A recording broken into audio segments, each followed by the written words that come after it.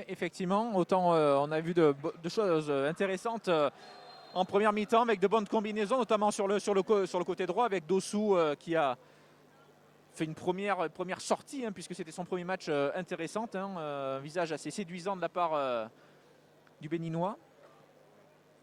Et là, c'est alors que c'est Driss Richard qui reste au sol, hein, qui est blessé. Peut-être aussi que la sortie de Jim Levina tout à l'heure a perturbé inconsciemment les Clermontois. Ah ouais. Et Julien Boyer qui fait signe de changer, de remplacer Driss Richard qui c'est un contact avec Enzo Zidane qui a dû laisser traîner le pied. Alors, j'ai l'impression qu'il est blessé à la cheville, Driss Richard, il a l'air de souffrir. On espère pour lui que c'est pas trop grave, mais c'est vrai que ce serait un coup dur quand même pour Clermont.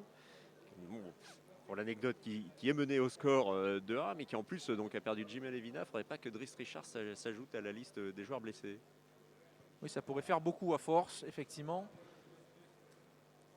Ça pourrait se tourner en soirée, on peut dire cauchemar, mais en mauvaise soirée, en tout cas pour le staff clermontois. S'il y avait encore un blessé à déplorer, et il y a la Civière qui va faire son apparition là sur la pelouse. C'est jamais bon signe. Ça doit être assez sérieux quand même. Driss Richard qui a l'air de souffrir, hein, forcément. Là, c'est un coup dur, c'est un coup dur pour Clermont. Je ne sais pas du côté de Pascal Gastien qui va revenir en jeu pour ça devrait être Abdoul Samed a priori.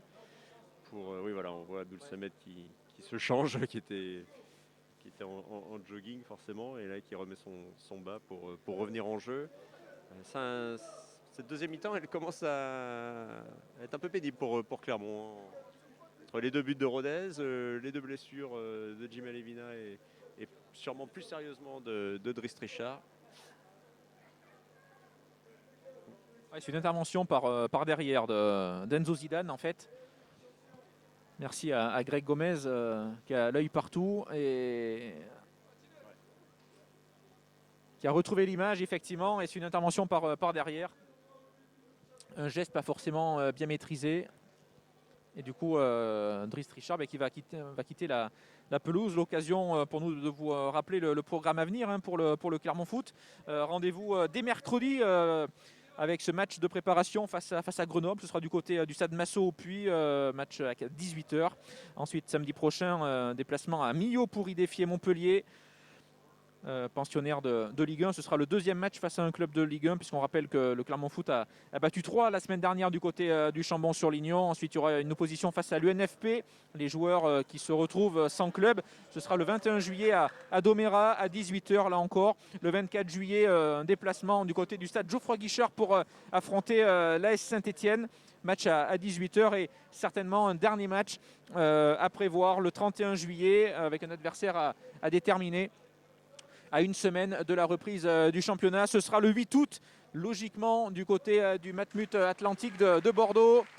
Alors que Driss Richard quitte la pelouse, vous l'entendez derrière nous avec les applaudissements du public, du millier de spectateurs environ, hein, qui s'est déplacé pour assister à cette rencontre.